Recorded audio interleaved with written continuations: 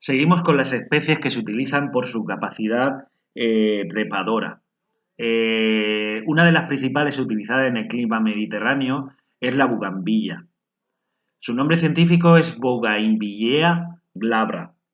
Pertenece a la familia Nyctaginaceae y su origen es Brasil. Es una planta sudamericana, pero que por su gran vistosidad se ha extendido prácticamente, se cultiva por todo el mundo. Existen diferentes especies de bugambilla, pero nosotros nos vamos a centrar en la más frecuente aquí en la región de Murcia, que es la glabra. Lo digo porque posiblemente podáis ver otras especies de bugambilla, pero bueno, esta es la más habitual, por ver exactamente una. Una de las características que la diferencia de la que hemos visto anteriormente, de la hiedra, es que es una planta trepadora, pero que con el tiempo desarrolla un tronco relativamente bastante grueso para ser una planta trepadora. Eso a la hiedra no le ocurre nunca. La hiedra siempre mantiene los tallos con el mismo grosor sin desarrollar un tronco realmente. Pues la bugambilla sí que con el tiempo va a desarrollar un tronquillo.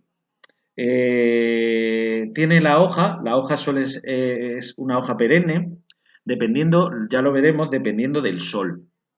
En climas demasiado fríos suele tirar la hoja, pero en el clima mediterráneo, en nuestros climas, es una planta perenne, con una tonalidad de hoja verde que puede también tener variedades manchadas con crema.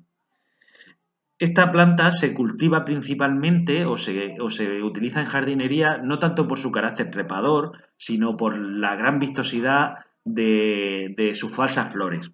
Digo falsas flores porque en realidad las flores verdaderas de esta planta son esas blanquecinas minúsculas que se ven en la fotografía. Lo colorado de la planta, o lo colorido, perdón, lo colorido de la planta es realmente brácteas, son hojas modificadas, no son la flor. Son hojas modificadas eh, que envuelven, en cierta manera, a la flor verdadera. Las tonalidades de estas brácteas coloreadas suelen ser las más habituales o las que más se van son de tonalidades rosáceas o tonalidades moradas. Esas son las más habituales. Pero actualmente se están utilizando otras variedades y se están sacando híbridos y variedades nuevas porque la gente reclama bugambillas de otras tonalidades. Hay tonalidades amarillentas, anaranjadas, rojizas, blancas, más gruesas y más finas se han desarrollado variedades con unas brácteas muy pequeñas que en realidad pues dan un aspecto de planta más delicada, buscando ese objetivo de delicadeza de las plantas que utilizamos en jardinería.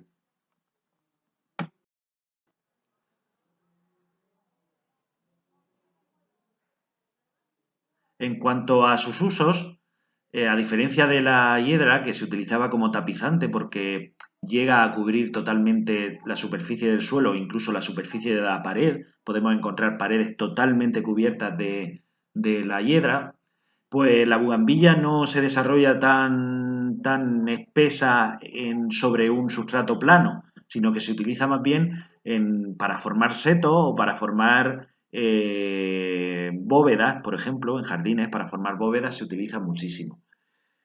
Es muy vigorosa, crece con mucha rapidez y cuando florece, os vuelvo a repetir que no son las verdaderas flores, pero cuando desarrolla las brácteas coloreadas, para desarrollarlas tiene que hacerlo con insolación absoluta.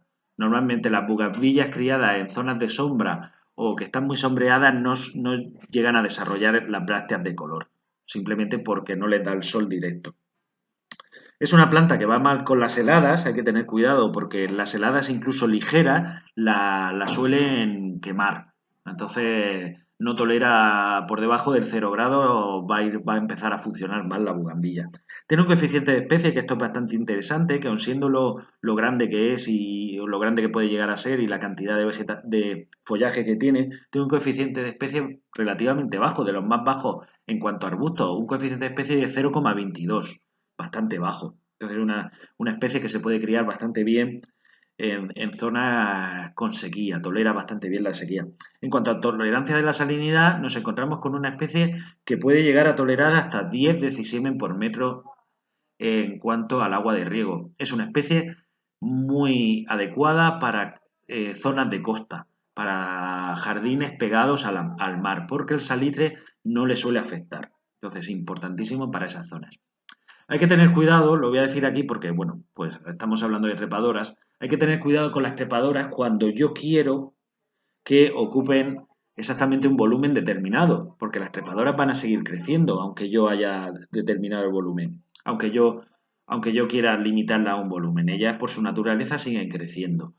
Problema de eso, que si quiero hacer una cúpula con estas plantas, en el momento que, por ejemplo, se salen ya de volumen por encima de lo que yo quisiera, va a ser complicado el recortarlas, por el hecho simplemente de la altura que pueden llegar a alcanzar. Necesitaríamos elementos de poda en altura para llegar a controlar el volumen, porque desde el suelo no puedo controlar ese volumen de esta planta tan grande.